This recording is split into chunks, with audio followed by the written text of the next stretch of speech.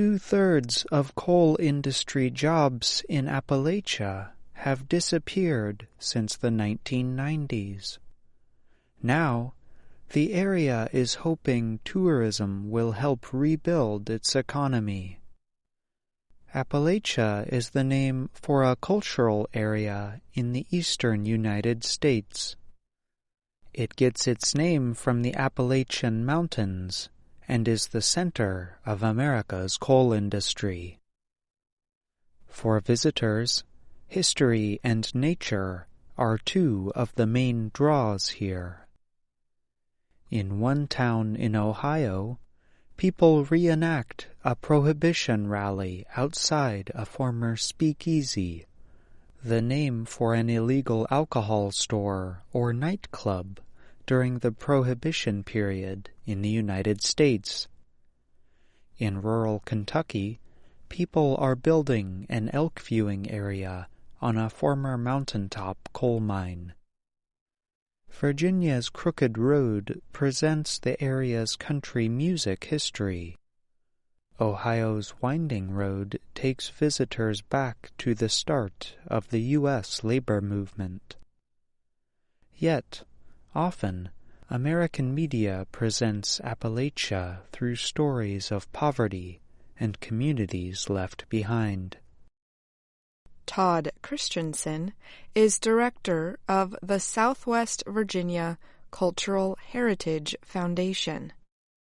He says his organization's aim is to present Appalachia as an exotic, interesting place, not the God-forsaken place that we usually get in the national press. John Winenberg is director of the Winding Road Project, centered in historic Shawnee, Ohio. He says that residents in Appalachia feel a sense of abandonment. Those feelings, he says, come from a history of timber, coal, clay, and oil and gas industries, bringing jobs and money to the area, and then disappearing. Such feelings could change, he says, if locals succeed in building their own tourism-based industry. We've been owned before, he said. We don't want to be owned again. The promise of a better future for coal country is not new. Billions of dollars have been spent closing, reclaiming, reforesting, and redeveloping former mine land since the Federal Mine Safety and Health Act passed 40 years ago. Yet there is a new, more positive feeling toward Appalachia.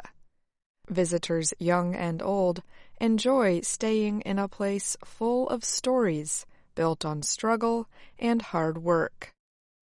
In Nelsonville, Ohio, the Sunday Creek Coal Company was one of many companies that succeeded in the area's mining peak from 1850 to 1940.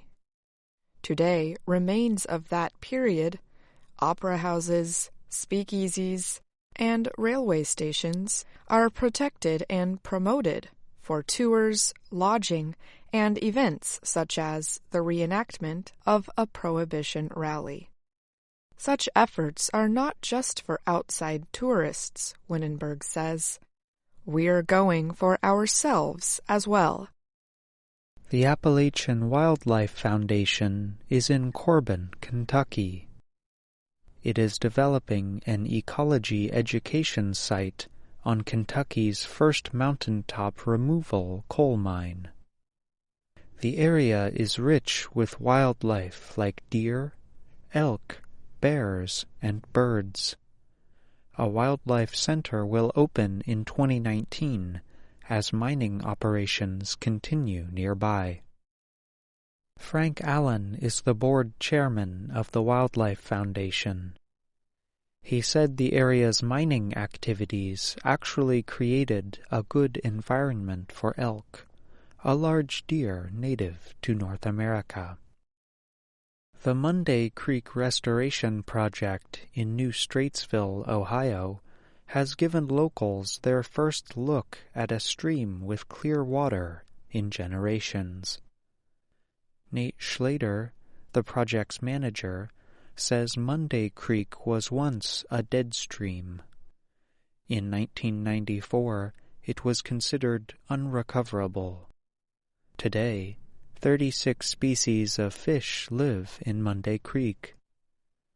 My grandkids are catching fish where there's never been a fish in my lifetime, Schlater said.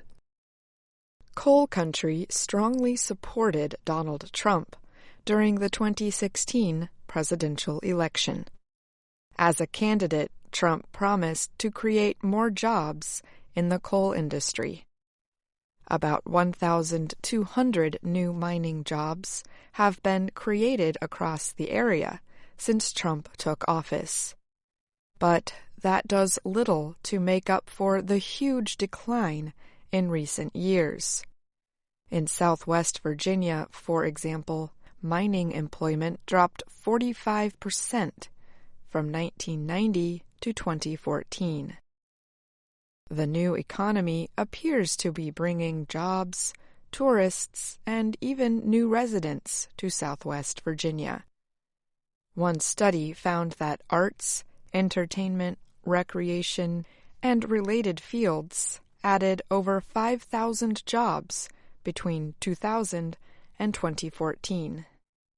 The area's professional, scientific, education, and health industries have also grown, the study found. Still, the area has lost many more coal jobs than it has gained in other industries, Christensen said. But he added that communities in the area are embracing the creative economy and the large numbers of young, college-educated people moving in. He added that visitors often come in with an expectation of what they think they will find. However, he says, 9 times out of 10, they leave with a different perspective than what they brought. I'm John Russell. And I'm Ashley Thompson.